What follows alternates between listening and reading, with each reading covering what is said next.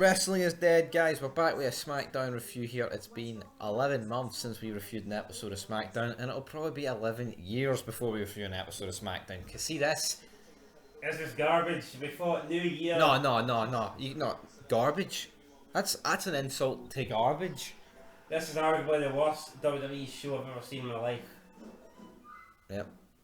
Now we It's fought just New Year, new start. We'll give it another opportunity. We'll start reviewing current day wrestling because you know what, you can only live in the past for so long. But I'll after happily watching live in this, the I'm past. happily going to go back and fucking book a 25-year holiday in the past or something. I don't know, man. I hope my flight to the future gets brought down, but like 9/11, because this was shit.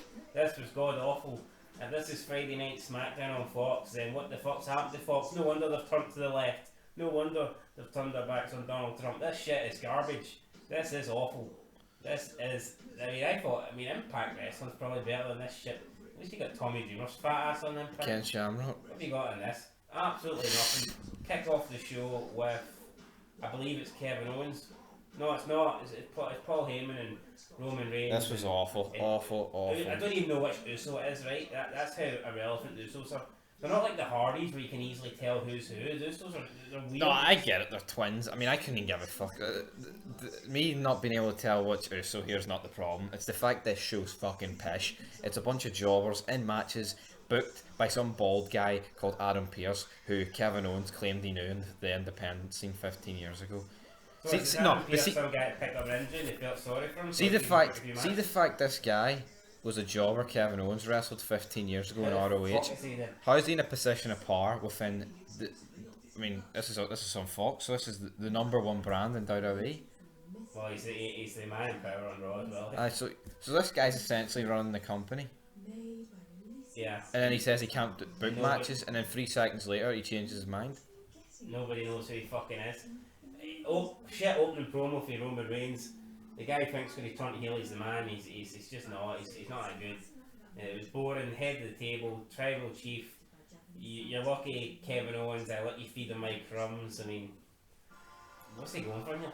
Now Kevin Owens needs a hell of a lot more to feed on than crumbs. Have you seen the fucking size of him? So let's get that straight there. But Fucking meteoroids. and then he's making it as if he's gave him a big payday. Since when did wrestling, when was wrestling about paydays? I mean, for years all they've been talking about is putting on 5-star matches and no, I mean shit like that. Different he was talking to Brock Lesnar, like, you know? Yeah, Brock Lesnar would have said that. I mean, I appreciate that payday 'cause I'm only here for the money.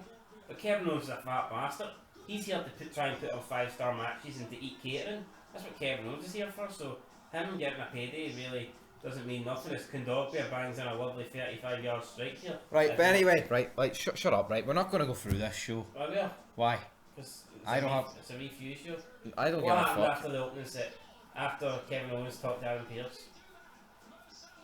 Are you ready for a good time? Baron Corbin with Sami Zayn and 2 guys wearing hoodies. Yeah, singles match turned into a 2-on-2 match. I mean, this is awful. Apollo Crews Hold on. Big E was sitting like Rob Van Dam used to, but in the gayest manner than the man. It was more like when Goldust stuck someone in the ropes for Shattered Dreams. Right, fair enough. Only Big E was sitting there and he was like fucking enjoying it and he was wiggling about and I hate it. I fucking hate it. Black man on steroids, really. At the end of the day, that's all it is.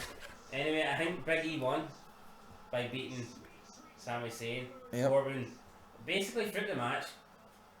Sami Zayn kept kind of ordering Corbin's lackeys what to do, and then sooner or later Corbin was like, "Look, they're my lackeys, not yours," and walked out. Like, what the fuck did this accomplish? Absolutely nothing. Awful. And then backstage, some 3-foot midget interviews Apollo Crews and Big E. We're going to have a match next week. Big E issues an open challenge. I mean, this ain't going to be anything like Cena's open challenge, where it was actually relevant and you were kind of interested to see, oh, I wonder if Cena's going to face this week. I could not give a shit who Big E faces next, unless it's Cena and Cena comes back and wins the belt. And, I mean, maybe care. Right, yeah, next up, Sonya Deville walks backstage. That was like an hour later, mate. Nah, we'll just do it now. Nah, really, no. Why? Why the fuck does it matter, you fat bastard? The people want to see what happened in order, right? No, they don't. No, they Up don't. next. No, they don't. No, listen. I don't even think you watched the show. You don't even know what happened. It says the guy was on his phone for the first hour. Right, but anyway, this... Alright, that's no, right. but listen, right? This spastic walks backstage for the first time since she near got killed in some kidnapping attempt, right? Oh, right, real or not, right? And nothing else gets done. Could you imagine Austin returns from getting run over and all you see him is walking back and that's it? Like, I'm not comparing this person to Austin, but could you imagine he returned and that was it? You just see him walk. Let's see the people that don't watch No DQ. They ain't going to think anything of this. They're just going to think, wait, didn't Sonya Deville lose a match? Loser leaves the company to Mandy Rose like 6 months ago? Which at least that feud felt actually was probably closer to like fucking 9 months ago or whatever. Okay, I didn't even know that even happened. Yeah. Well, there you go. Wasn't that bad. Nah, it wasn't that bad for us. Compared to what it is now. But anyway, so Sonya Deville returned and you've got, I think Big E was there as well, and it's all these people like stare, you know, they're kind of shocked that she's back, but I mean, like I said, it just doesn't make any sense, man, right? It doesn't make any sense whatsoever. No. After that, we have Sasha Banks comes out, debuts a theme that I heard for the first time, don't know how long she had it. Really, the audio sounded way off. It kind of like, some parts, like there was this like boom sound or something in it, and it sounded loud. Then the lyrics came on and you couldn't even hear them. So I don't know if that's like the arena effects or whatever, but it didn't make any sense. Teamed up with Bianca Belair, someone who's got fucking nothing about them, but because they come out and they start twiggling their ponytail, apparently they're the greatest thing ever, which I don't think they are, but you know, it is what it is. They were taking on the team of... Fuck, who were they taking on?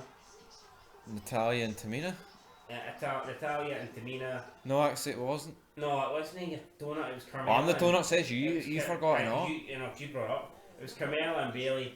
Bailey comes out, ding, hello, ding dong, fuck off. Well, I can tell you, Tamina and Natalya had a match before this. So you're the ones. No, you've already come on to this, mate. So wait, hold on. Listen. Who gives a shit? Listen. Just go. Listen. Listen. Oh, no, listen. You listen. You listen. There you go. There was 2 women's tag team matches on And they were this. both absolute pish. On a 2-hour show. Right, so... Just think of that. Yeah, absolutely diabolical. Sasha Banks had Carmella beat a few times. Carmella's, I don't know, fucking manager or whatever, her guy that dresses her, some black guy, did a couple of like fucking acrobatic jumps to avoid attacks. And he near botched every single one of them. Then she clocks him with her right hand, and Carmella takes advantage, does a mad move, gets the pin. So Carmella beats the champ. What they do? Who cares? Not me. Nobody. And then with another tag team match where the Riot Squad came out. I mean, how many? I don't know. At this stage, they've probably been broken up fucking 10 times. Billie Kay comes out and says she's going to prove she's the best tag team wrestler of all time. Then introduces it to irrelevant people that ain't going to ever win a match, and she's not even in the match. And then she joins the other team halfway through, and then when they win, she's celebrating, and the celebration lasted like fucking 3 minutes too long. It was weird. Where she was like kind of dancing and celebrating while Tamina and Natalya just looked at her. I know, it was like, awful. What was this? I mean, this was pish.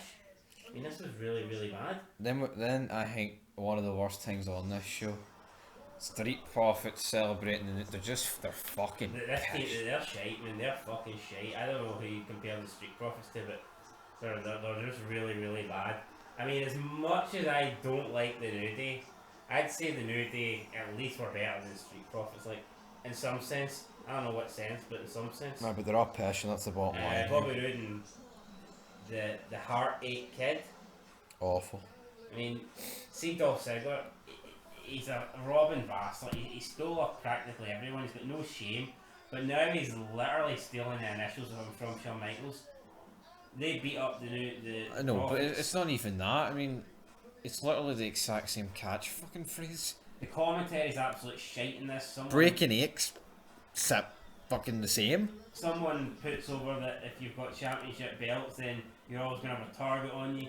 And then backstage, Ziggler says he's annoyed that the Street Profits compared him to the Has-Been Kid and says that the Has-Been Kid was never in his league or something like that. I mean, Because he was fucking up here, you were down there.